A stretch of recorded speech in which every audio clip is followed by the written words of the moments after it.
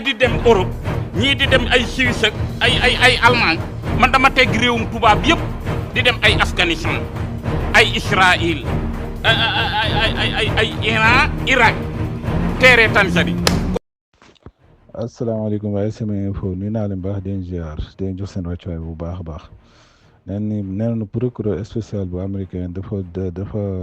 demandé pour ñu annuler bépp audience wala cadre enquête boo xamante doon ko def si Donald Trump ndax actuellement nii li mu bëgg a wax rek mooy que ni Donald Trump dafa nekk koo xamante ni comme président de la république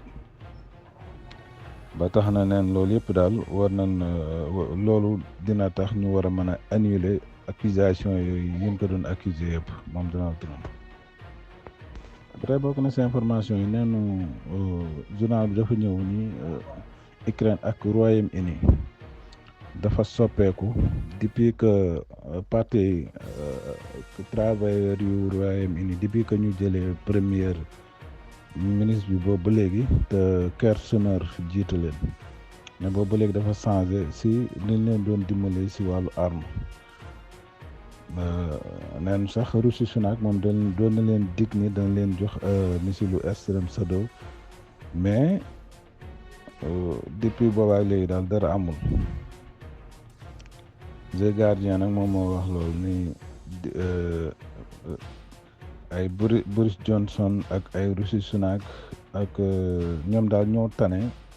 parti travailleurs yi jiite Royaume-Uni tey te ki ko jiite di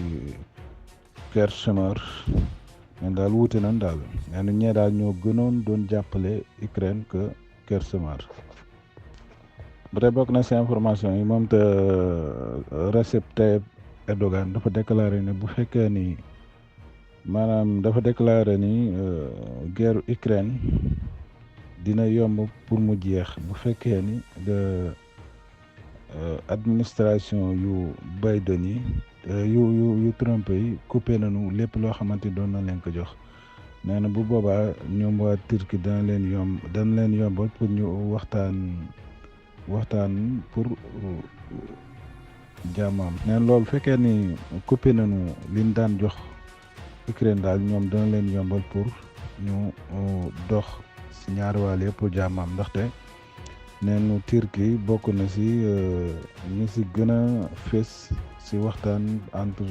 Ukraine ak Russie ndaxte bu ngeen fàttali ko depuis début guerre bi Turquie moom moo doon waxtaan ak Ukraine ba Zelensky joxoon ko accord mais par la suite si la Joe Biden jaar si suufi yoon ni Boris Johnson ni Zelensky na annulé bépp accord boo xamante ni defoon na ko ak Russie te boo fekk na soldaaru Russie yi génn zone yu bëri. ba tey bokk na si information yi ministère américain bi yor wàllu justice moom dafa confirmer ni Iran dafa préparé pour tenter maanaam pour rey Donald Trump ba tax na ministre bi yor wàllu justice moom def na benn communiqué accusé citoyen iranien bu naan Farhad Shakiri te ay atam toll si 51 ans pour maanaam dafa chargé woon pour assassiner Donald Trump nee na ba tax na nee na actuellement ni FBI actuellement ñoo ngi si liggéey boobu nee na actuellement nii daal waa Iran li nekk seen bëgg-bëgg mooy rey Donald Trump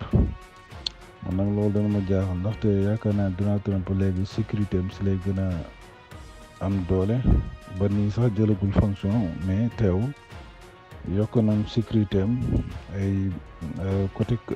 ginnaaw këram ba am na ay bateau yu fa nekk di circuler aussi tamit am na ay xaj rëbbu yoo xamante ni ñoo ngi circuler maanaam yokk nañu kaaraange yu baax quoi le fait que ñu bàyyi ba Donald Trump jël réew mi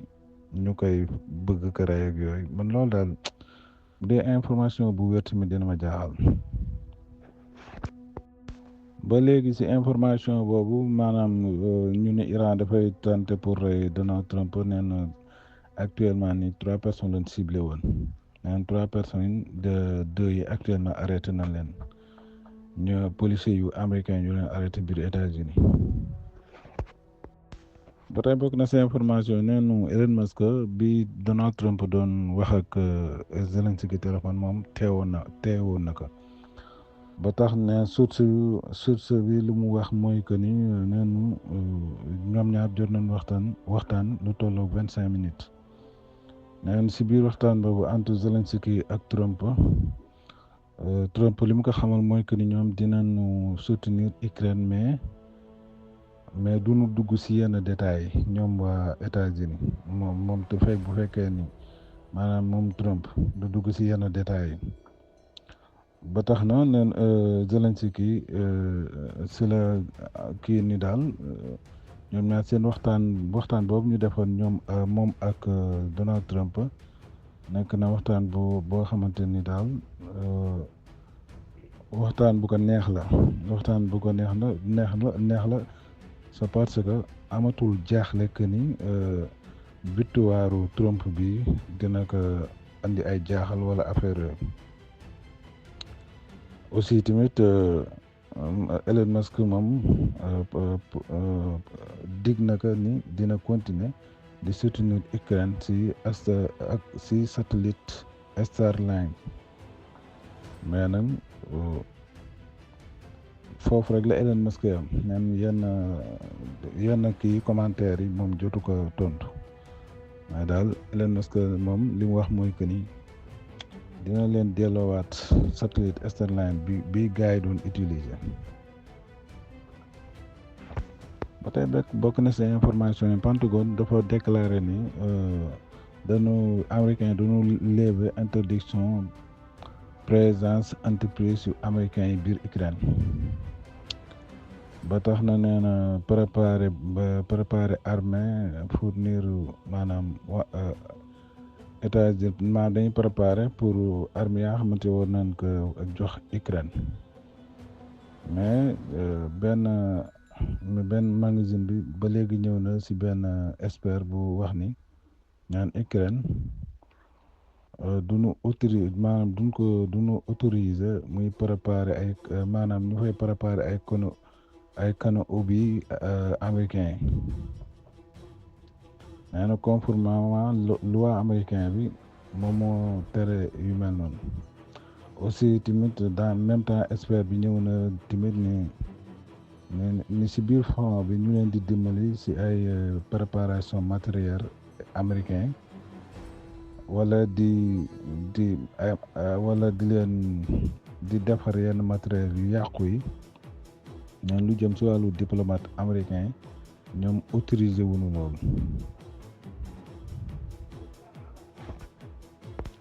ba tey bokk na si information yi neen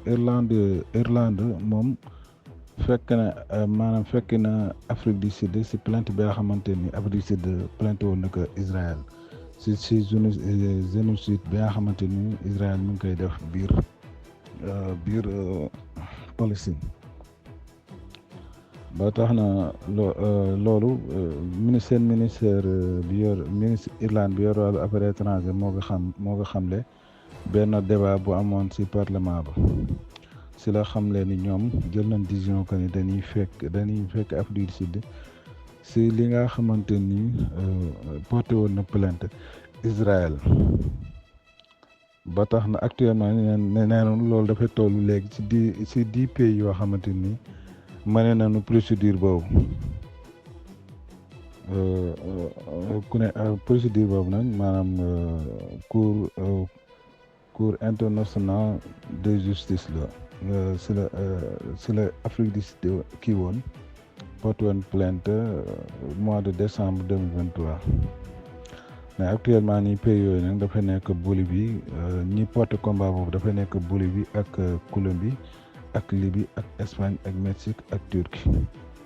ñooñu ñoo jàppale Afrique du Sud si combat boobu nga xamante ni Afrique du Sud mi ngi ko mëne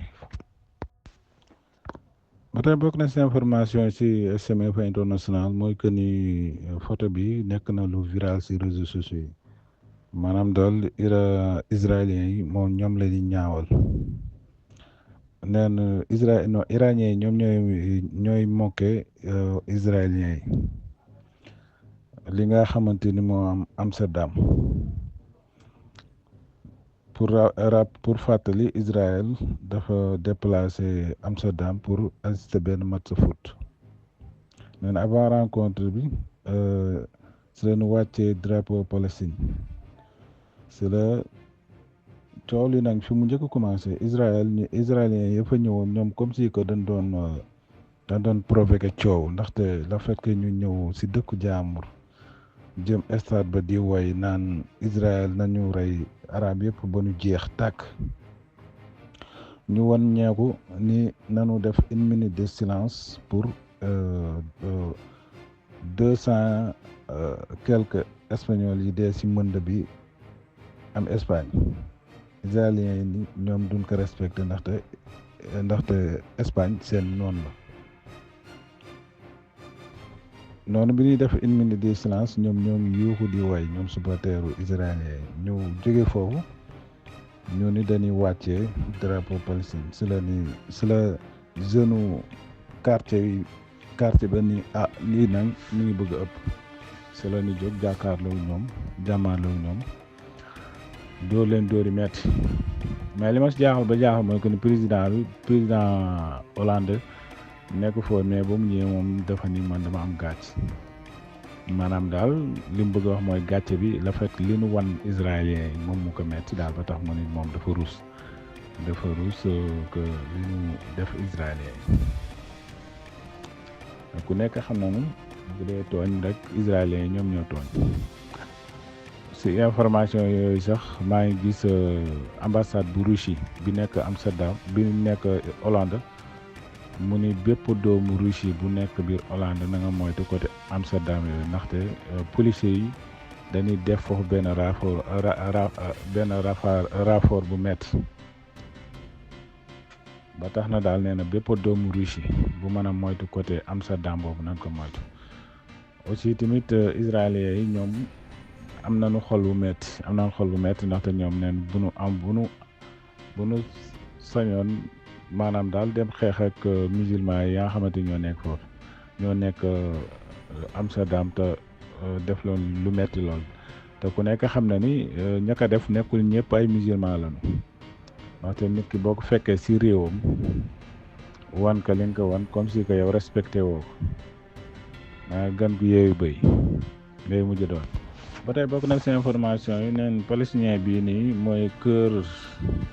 maanaam mooy metti la xolu ñu bëri ndaxte moom dafa demoon marché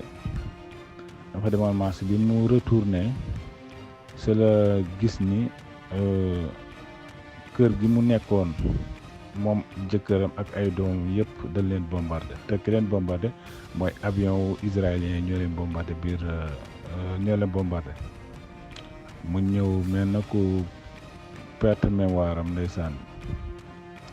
mu nekk loo xamante ni lu métti la te pourtant ñoom fi nu nekk ba fi daw làqu yi nekk foofu lañ nekkoon ñoom fi nga xamante ni Israël waxoon na ñoom du leen laal lu métti dal dem marché di wuti di ndugal say njaboot ak sa jëkkër ñëw fekk leen ñu rey leen ñoom ñëpp loolu góor mën na ko tenir mais jigéen mën ko tenir moo tax dafa comme si que dafa perte mémoire. xam naa fi ñu koy jeexalee rek mooy que ni Abdul Malik al Houthi moom dafa déclaré ni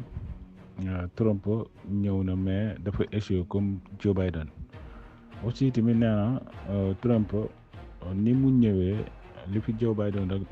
nekkoon lay nekk mooy que ni faveur de Israël di armée Israël di ko jox arme aussi tamit di diviser arabe yi pour mën a nangu seen suuf nee nag loolu kese daal la fiy Trump di def mais ni Joe Biden échoué moom Trump mi noonu la échoué waaw kon xam naa foofu laa yemale xibaar yi di leen wax ni jàmm ak jàmm bu suba ak jàmm incha allah te moom dama xaw a guddee moo tax ba demain incha allah xam naa fi ñu koy jeexalee rek mooy que ni Abdul Malik al Houthi moom dafa déclaré ni Trump ñëw na mais dafa échoué comme Joe Biden aussi tamit nee na Trump